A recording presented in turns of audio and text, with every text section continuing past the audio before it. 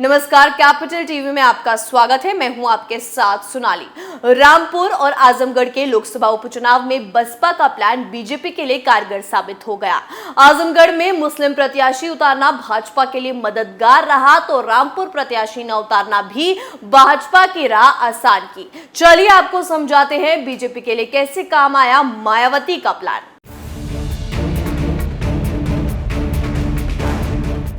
Baspa supremo Mayawati की रणनीति लोकसभा उपचुनाव में देखा जाए तो पूरी तरह से काम आई।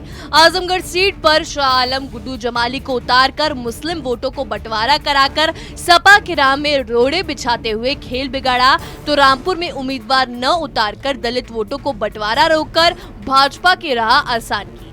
सपा और बसपा साल 2019 में लोकसभा चुनाव मिलकर लड़े थे।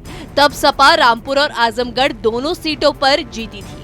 आजमगढ़ में सपा मुखिया अखिलेश यादव स्वयं 6,21,578 पाकर जीते थे। माना जाता है कि इसमें यादव मुस्लिम और दलित वोटों की हिस्सेदारी रही थी। उपचुनाव में सपा व बसपा अलग अलग लड़ी।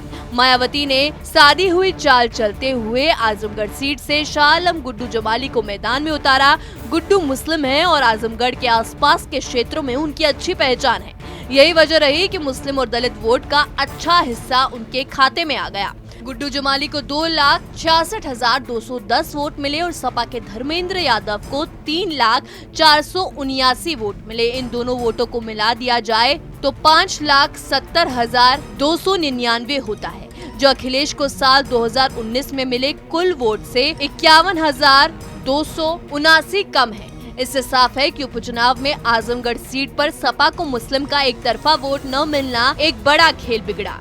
अगर ऐसा न होता तो सपा आसानी से ये सीट जीत सकती थी। मायावती ने रामपुर सीट पर पहले ही उम्मीदवार न उतारकर ये साफ कर दिया था कि वहां भाजपा व सपा की सीधी लड़ाई होगी।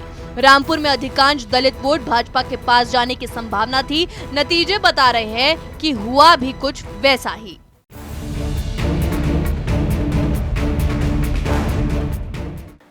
तो जीत है, एक खेल में एक ही की होती है। वैसे ही विधानसभा चुनाव की ही तरह उपचुनाव में भी बीजेपी ने अपना परचम लहराया है और एक बार फिर योगी आदित्यनाथ को विजय करवाया है। अब सपा का सियासी फैसला क्या होता है, ये एक बड़ा सवाल है। इस रिपोर्ट में मेरे साथ ही तमाम खबरों के लिए देखते रहिए कैपिटल टीवी। नमस्कार।